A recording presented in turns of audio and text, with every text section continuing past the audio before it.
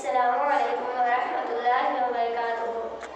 الحمد للہ کفا وسلام علی عبادہ الذین اصطفیٰ، اما بعد۔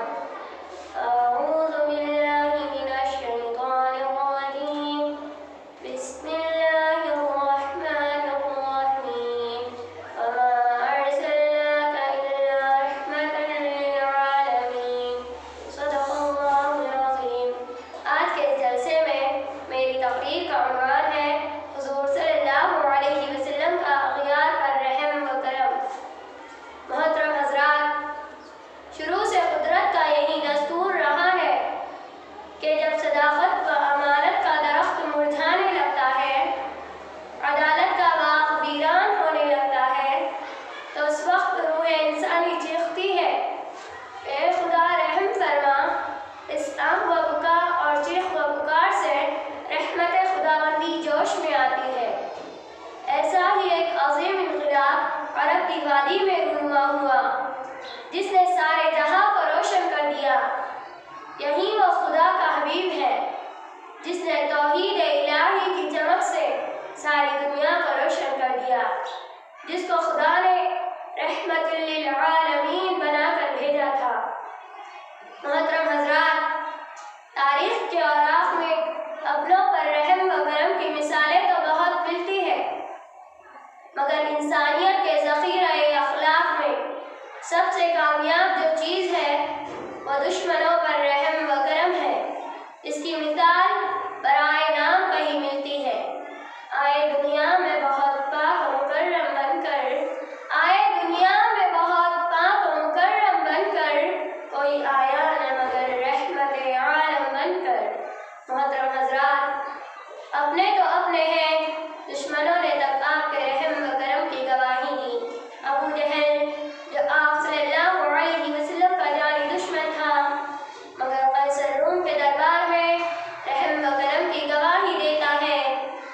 ابو سفیان جو دشمنان رسول صلی اللہ علیہ وسلم کا سرورہ تھا، آپ صلی اللہ علیہ وسلم نے اسے بھی رحم و کرم کا تحفہ پیش کیا۔ ہندا جس نے آپ صلی اللہ علیہ وسلم کے چچا کی ناک کاٹ کر آپ کو تڑپا دیا تھا، آپ صلی اللہ علیہ وسلم نے اسے بھی معاف کر دیا۔ محترم حضرات، انفرادی طور پر تو معافی کے واقعات بہت سارے ملیں گے، مگر اجتماعی طور پر فتح مکہ کی معافی کو تاریخ کبھی بھلا نہیں سکتی۔ صحابہ کرام جذبہ انتقام میں الیوم یوم الملحمہ کہتے ہوئے آگے بڑھ رہے ہیں۔ جب آپ صلی اللہ علیہ وسلم نے سنا تو فرمایا، نہیں، آج تو عام معافی کا دن ہے، الیوم یوم الملحمہ، آج تو رحم کرنے کا دن ہے۔ تمام دشمنان اسلام گردن جھکائے کھڑے ہوئے ہیں۔ اس میں وہ ہے جس نے نماز کی حالت میں آپ صلی اللہ علیہ وسلم پر گندگی ڈالی تھی۔ اس میں وہ ہے جس نے آپ صلی اللہ علیہ وسلم پر پتھر مارے تھے۔ وہ ہے جنہوں نے صحابہ کرام کو تکلیفیں دی تھی، کسی کو آگ پر لٹایا تھا تو کسی کو گرم ریت پر لٹا کر کوڑے مارے تھے، مگر قربان جائیے آپ صلی اللہ علیہ وسلم پر آپ نے تمام کو معاف کر دیا اور فرمایا، لا تثریب علیکم اليوم اذهبوا انتم طلقاء، چلے جاؤ، تم سب آزاد ہو، تم پر کوئی سختی نہیں ہوگی۔ اللہ تمام انسانوں کو سیرت سمجھنے کی توفیق عطا فرمائے۔ اب میں ایک شعر بول کر اپنی تقریر ختم کرتی ہوں۔